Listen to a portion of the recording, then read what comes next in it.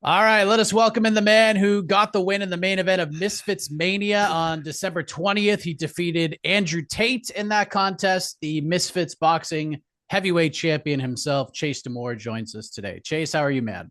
Doing good, bro. Thanks for having me. Absolutely. First thing, congratulations on the win. What was that moment like for you when you got your hand raised? The judges scored it for you. You beat Andrew Tate. You get the victory. Was a bunch of weight just lifted off of your shoulders?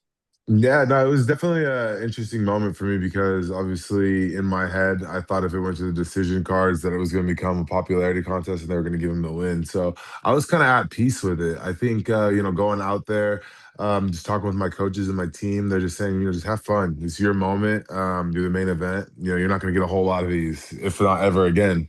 And yeah, I was just thinking in my head, like, regardless win, lose, or draw, I got to punch up the top G a little bit, have some fun, get some good clips, and it was the best month of my life.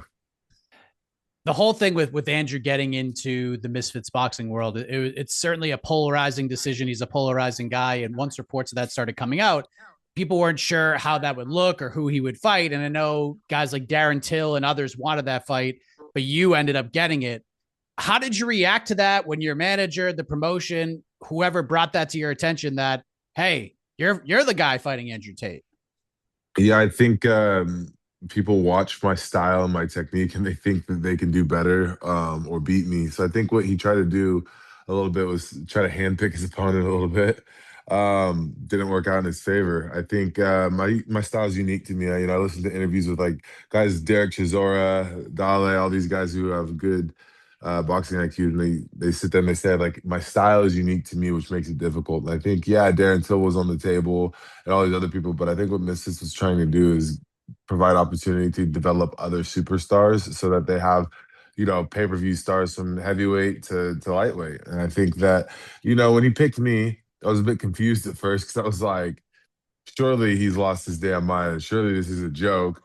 And then when I got the contract, it was one of those moments where I went to my team and I said, I'll believe it when we're in the locker room getting our hands wrapped. All the way up until then, I didn't even believe it.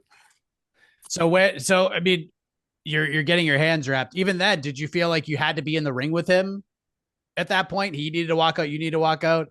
You had that final introduction, that final rule thing, the announcement with the referee. Is that when you finally realized, like, all right, this is 100% happening? No, it was when he walked into the ring and they were playing his song because he had a delayed entrance. Like his song was playing for like a good 5 minutes. I was like, okay, like is he coming or not? You know what I mean? And when he showed up and he was in his kit, I was like, oh shit, we're actually about to fight the top G. And I don't know if you can see it, but if you look at the video, you'll see the crowd started chanting top G. And when he got in the ring, I was cheering with them. I was like, top G, top G, top. I couldn't believe it myself. And fair play to the guy. The guy showed up. Wanted a challenge. He could have taken anybody in the world. He could have beat up a trash can, got a couple warm-up fights, and then gone for me. I think it's humbling to know that I still need to work on my skills enough that people think that they can show up after a 10-year layoff and come try the heavyweight champion. And it's also exciting to know that I had an opportunity to go in there on the biggest stage possible and perform. And I knew that was going to play huge into my favor. I knew going into that, there's a couple nice clips online where I'm talking about like, the weight clause and this and that. And it wasn't even so much that as I told him, like, you don't know what it's like to perform under lights, to be performing with cameras, to perform under this immense amount of pressure. I fought 10 times this year alone.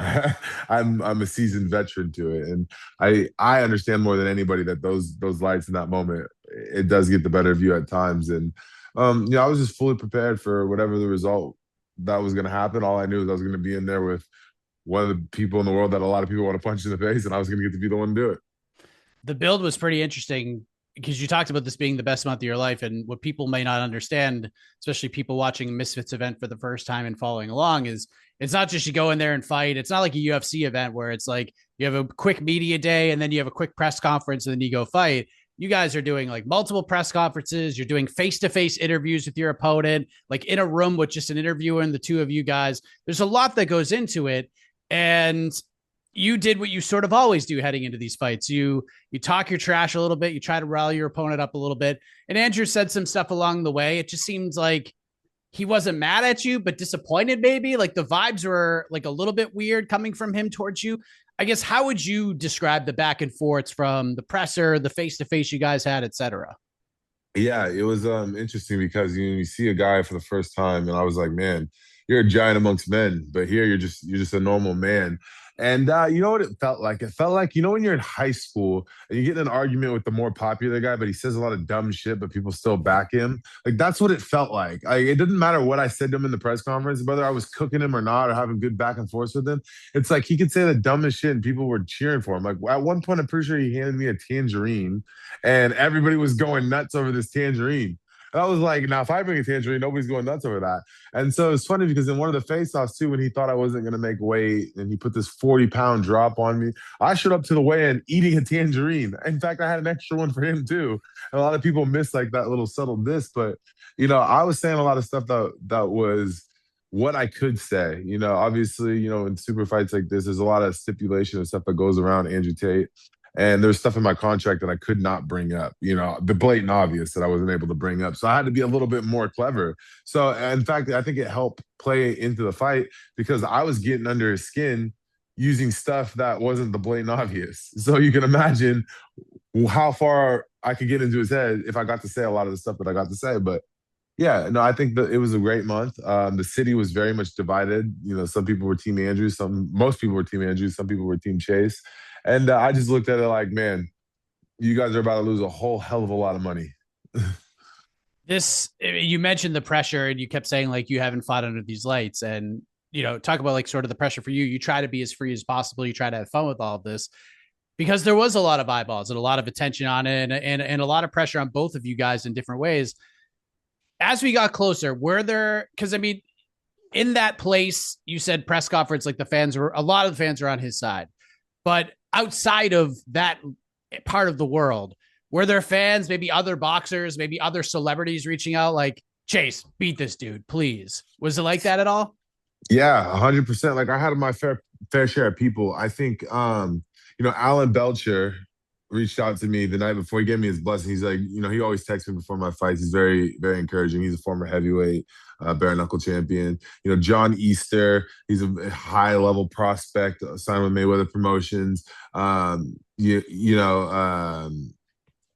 drawing a blank on a lot of these names, but I had so many people probably reach out to me that it got to the point where I got a new number, changed, turned on D&D, and it's like good and bad, I would say. But you know what it is the same thing that I told Andrew is all these people who have him up as the, minus 1,000 favorite to win the fight and all these people that are backing him. I think what I told them is like, these people aren't in the ring fighting for you. And at the end of the day, I knew that when you talk about pressure to me, my pressure was from a different avenue. His pressure was the whole world's looking at him to go in there and essentially dispatch of me within 1 or 2 rounds, as he should, with 80-something fights, 4-time world kickboxing championship, blah, blah, blah, all these names. My pressure come from you're essentially what he called me, a nobody, getting an opportunity to fight a somebody.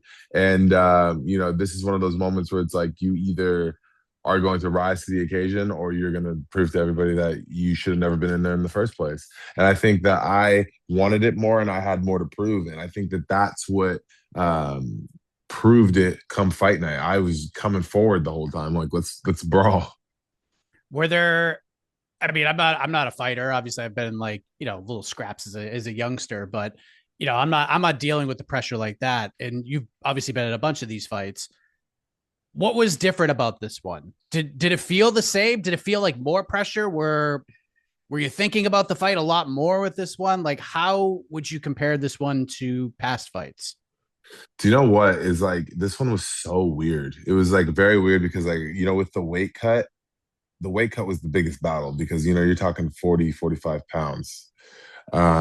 This one felt so weird. I said this in the locker room. I was like, I feel like at peace. When you see those movies where it's like, I know I'm gonna die, and you kind of just come to peace with it. And it's just like I was so at peace. And I said this to like my team. I was like, I get more nervous for these bootleg fights in Mexico that are high risk, low reward than I do right now. I wasn't watching any of the other fights. I was in a very secluded locker room all to myself with my team. And I showed up. The fight was at like 3:30 in the morning, I think was my walk time. And I got there and I was so calm and I didn't really understand why. I was like, is it because it's late? Is it because, and I think what it is like, I knew going into that I should win this fight. He's the only person that should ever be able to beat me is myself or some extremely high level athlete. And I think that, going into the fight, I didn't really feel the pressure as much as I did with the buildup of it. Because with the buildup, you have a bunch of it's me versus 1,000 people saying I'm going to get packed in, I'm going to lose. In the fight, it's 1v1. And I said this. I said I've already won the battle in my head. I already beat myself. I'm 3,000 something against all my bad against all my bad days. And I thought when I got into the ring, all of the hard battle was already won. Now I just got to survive a round or two till the guy gets tired. He's going to try to knock me out. Doesn't know how to handle the moment, and then we go to work. Did anything surprise you in the fight itself? Like, I think when it was over, most people thought it was quite clear you were the better man that night, that you should have won, and that even if Andrew got the decision, I think people would have been like, "This is an absolute debacle and an absolute robbery if you didn't get it." But as you were in there throwing punches with this man, did anything surprise you? Yeah, I was surprised with how quick he was. Like I didn't think that he at that age was going to be as fast. I guess it's not really that old. He just turned 39. Yeah, he was quick. I will give him that. But I thought in my head, I was like, okay, well, I gotta adjust. I know I'm quicker, but he's seeing my stuff come, which is where the uppercut came from. I was trying to throw it too, and you can hear my coach yelling, like, throw it, throw it, throw it. And I was kind of trying to time it up. Um, I was also very surprised with how much the weight cut actually affected me. A lot of people said like I handled it well, but when you get punched and you don't have that rehydration full on you, I feel like the punches hurt a little bit more than what they should have. And yeah, I was really surprised that he stayed up. Even when I threw that nasty uppercut on him, I was just packing him in. I was very surprised with the chin that he had on him because his face and his was split open, his eyes were closed. This is only 6 rounds into the fight. Imagine if this was a 10 or a 12 round fight. You know what I mean? And I was very surprised with how well he handled the clinch. I knew going into that I was going to lean on him, and I was very surprised when I got to the scorecards and one of the judges scored it a draw. That was a that was very interesting. I was like, here we go.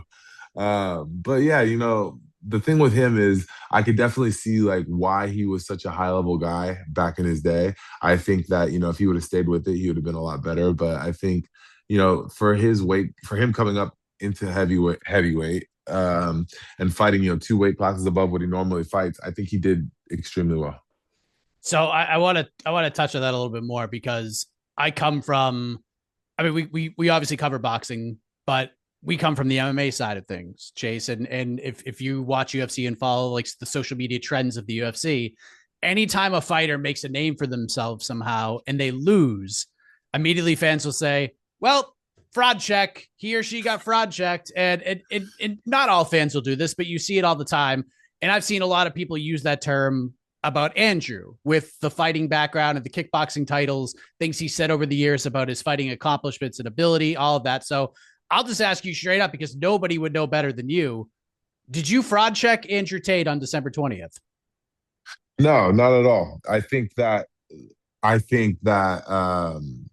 if you look at my record, you look at his record, like I fought very tough guys. I fought guys bigger than me, faster than me, more experienced than me before.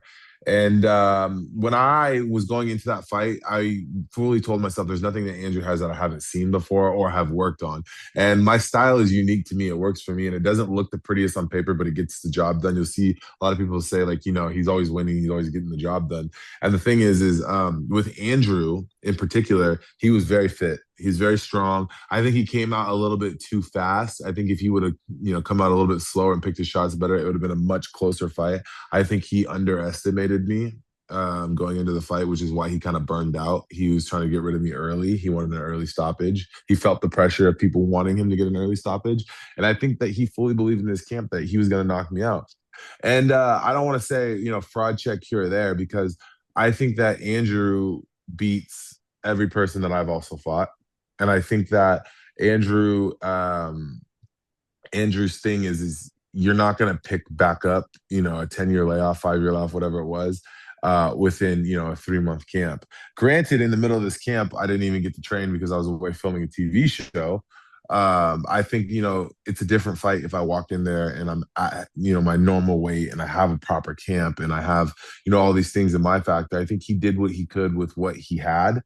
And it's just very jarring when I see like, Ariel Helwani and all these guys talking about he got fraud checked. He didn't get fraud checked. He went in there and he fought a very tough and bigger opponent. If you put Gervonta Davis in there with me, if you put David Benavidez, you put any of these smaller guys in there, it's not gonna be you put Conor McGregor in there or Nate Diaz or any of these MMA guys, it's not gonna look pretty because one, they're not traditional boxers, and two, I'm a lot bigger than most people think. I'm 6'5" and a half, 240 pounds normally. I'm a big guy. Tough. Have you guys spoken at all since that night? I know he said some things like, "Hey, it was a long layoff. I went up a couple weight classes, but he did put you over as he was the better guy. I was proud of him. Said a lot of things. What did that mean to you? And have you guys spoken since December 20th? Yeah, it meant a lot. Andrew, like I said, he was a hero of mine, man. Despite what people say about him, whether you agree with everything he said or not, I'm not saying I agree with everything he said and hasn't said or done. All I know is like some of the stuff that he has said had and did really resonate with me when I was in a really rough part of my life. And I would say that he did reach out to me. He gave me his number. He had, Warren Spencer give me his number. He said, Warren gave it to me. He's like, yeah, Andrew wanted me to give you a number. We talked after the fight. He gave me some words of encouragement. He signed my belt. He wrote like a nice little message on there. And he wished me a Merry Christmas. Told me to go eat some cake. He said, go eat some cake. And he reached out to me and he sent me a very long message. And he's just basically like, I'm so proud of you. And you're living proof of the people that I do a lot of this stuff for, and I don't want to take away from your moment. Enjoy your week. It's been like a week and a couple of days now, but it still feels like it was yesterday. And he's a very interesting guy because what you see of Andrew on the media is not what you're gonna get when you meet him in person. And people can say what they want about him, but I'll defend that man. I could have easily, and I know if the roles were switched, it probably would have happened to me. But I could easily go in there and clip all of the stuff and all the things that I was saying to him and all the things he was saying to me, and I could post me, packing him in. But I think in fighting, MMA and boxing, there's a level of respect that you reach with the person that you're going against, and it's either you like them or you don't. And I thought him getting in there also proved a lot to me because everything that I've listened to this man say and dissected what he said, he really stood on business and he got in the ring with a much bigger, younger, faster, stronger guy and was willing to back it up. So all the respect in the world to him. When you say that some of the things he said, and I know he's very controversial, like helped get you through some rough times. What do you mean by that? Like he would go on podcasts and talk about being a man, going through controversy, going through hardships, proving self-worth, wanting to be successful, wanting to make all this money, wanting to meet girls, wanting to do this. You have to go through some hard shit. You have to show up to the gym. You have to be somebody. These are the things I'm talking about that he was saying that I agree with. Like, because I feel like society nowadays is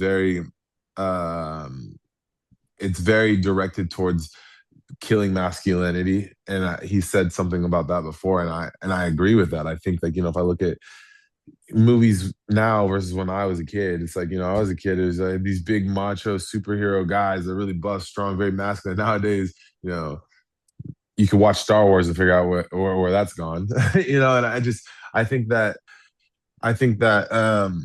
him talking about masculinity dying and finding ways to rebuild it really did resonate with me because I do agree with that. I do agree that generations are different, and it really pulled me out of a dark place in my life.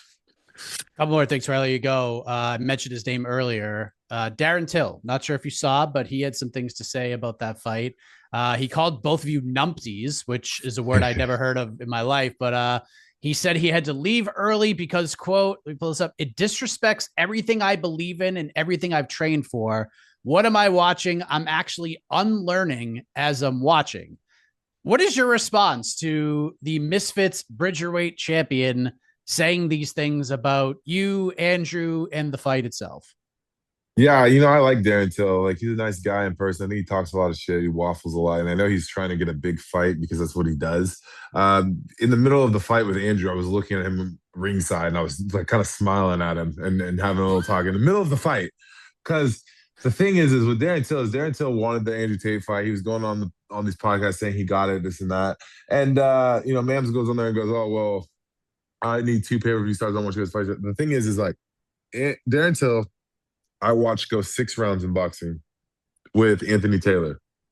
Anthony Taylor is somebody who I beat up in like 1 or 2 rounds. And so if Darren Till wants that fight, Darren Till can have that fight with me. Like like okay, but it's gonna turn out the exact same way as Andrew Tate. Everybody's gonna have his side and say, "Oh, it's Darren Till," and this and that and blah blah blah. And then I'm gonna get in there and we're gonna fight, and it's gonna be an ugly fight, like I always make it an ugly fight. And we're gonna get out there, and everybody's gonna say how bad Darren Till looks. It's like I've done this walk a million times, and I have all the respect in the world for Darren Till, but I'm gonna tell him now, like, I don't think that's a fight you should take. It did get offered to me. Mams did call me up and say it is a potential fight for next year. And I just kind of basically explained to him, I'm like, listen, if you want stars, you gotta stop. You send them to me. Like, I promise you, like, I'm everything that I do is focused on that. If you look at size matchups alone, this isn't MMA. Darren Till doesn't have kicks and grapples and all this and that. He's gotta throw punches with a guy with a 90-inch reach. I don't think it's gonna pan out for him. It hasn't panned out for anybody else. And if Darren Till's the first guy to beat me, then so be it. But I don't see it happening. So that's my opinion on that. It seems like it would make sense for him. It seems like it would make sense for the promotion, as you said. But do you feel like this makes sense for you right now? Like you're coming off this big win. I mean, that'd be a huge fight. Like you and Darren would be big. It would get a lot of attention in the MMA community, which obviously just adds to the boxing side of things, which just makes this fight even bigger. Does this one make sense to you, or does somebody else make more sense than Darren right now? Yeah, I would.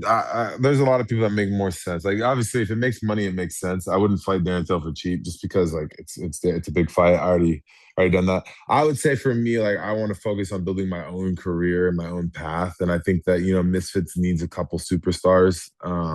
It doesn't make sense for Misfits to just have one guy. Like if I go in there and I beat Darren Till, then who else on Misfits is coming to beat me? Like you know what I mean?